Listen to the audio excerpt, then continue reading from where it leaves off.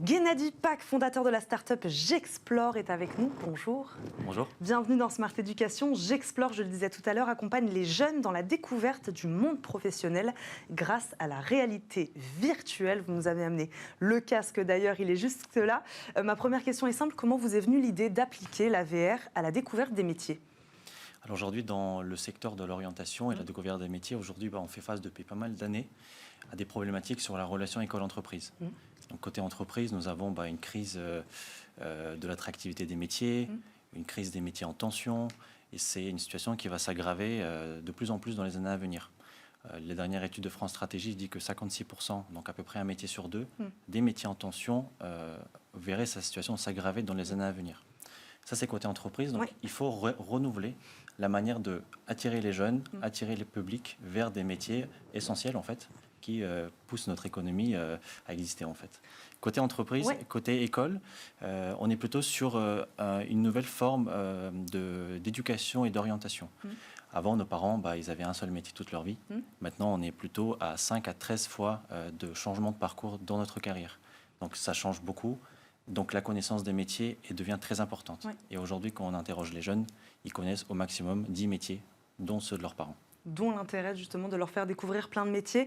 Vous parlez des jeunes. Quel est le profil de ces jeunes justement concernés par cette solution ? C'est des collégiens, des lycéens, des étudiants ? Dites-nous.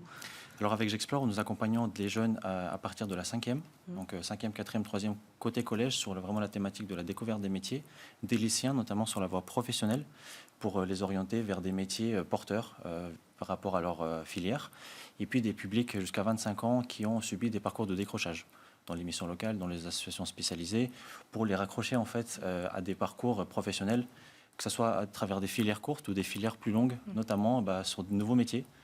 Moi, je dis toujours, pour être brancardier, il faut 3 jours de formation. Pour être développeur, il faut 3 mois. Donc, c'est pas très long, en fait. Comment ça marche, alors, exactement ? Dans quel lieu ? Je ne sais pas. Est-ce que le jeune, il est projeté dans un bureau, dans une usine, dans un atelier ? Voilà. Comment ça marche ? Alors oui, effectivement, c'est tout à la fois. Alors, avec J'Explore, nous avons développé une solution qui permet à la personne qui va mettre le casque, donc comme ça, très simplement, d'être projetée à la première personne dans une entreprise, à la première personne dans un métier. Elle va vivre le métier, soit une semaine type, soit une journée type, soit une mission type, et elle va accompagner le professionnel dans son quotidien. Ça peut être dans une usine, ça peut être dans un bloc opératoire en pleine opération, dans un restaurant en plein rush. L'idée, c'est de donner d'accès à des lieux difficilement visibles ou difficilement connus de par notre propre réseau ou bien tout simplement par notre situation géographique. Et combien de temps dure l'immersion ? C'est une immersion qui va durer 5 minutes. Donc, on a des capsules courtes qu'on va développer avec des entreprises. Tout est scénarisé, tout est écrit, et ce sont toujours des vrais professionnels qui vont présenter leur journée. Notre rôle à nous, de J'Explore, c'est de vulgariser le propos, puisqu'on va s'adresser à des publics jeunes, mais aussi d'adapter le contenu à des usages pédagogiques en classe, puisque c'est un contenu qui va être utilisé par des enseignants dans le cadre de séances d'orientation toute l'année.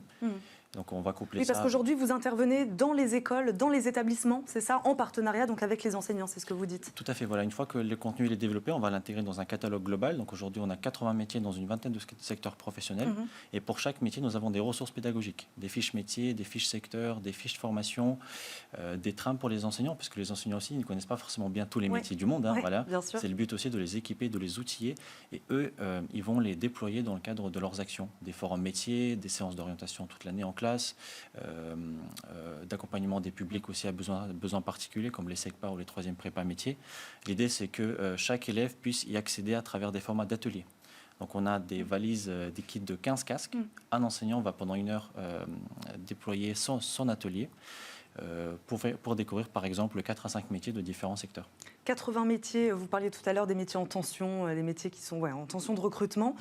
Comment vous les avez choisis, ces métiers ? Est-ce que c'est aussi peut-être les entreprises qui font appel à vous en disant on manque d'attractivité aujourd'hui clairement auprès des jeunes, on aurait besoin d'une solution comme J'Explore, voilà comment ça marche.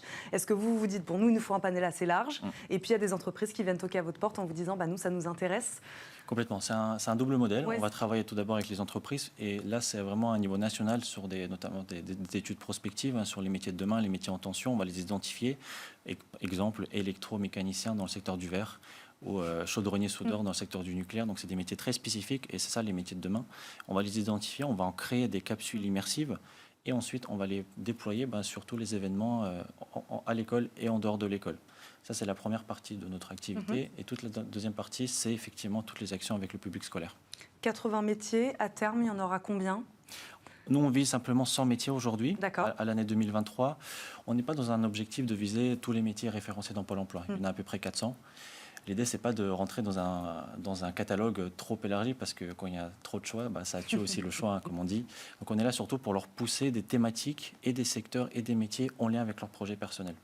Et bien sûr, l'élève, il n'a pas que nous. Il y a bien sûr d'autres dispositifs qui existent pour découvrir des métiers, pour faire des stages. On incite à faire les stages, c'est toujours mieux que le virtuel. Même si on a vu que depuis la crise sanitaire, les outils virtuels ont favorisé, ont permis la continuité pédagogique. Et c'est là, en fait, on va s'inscrire avec J'Explore. On a compris l'intérêt de l'immersion.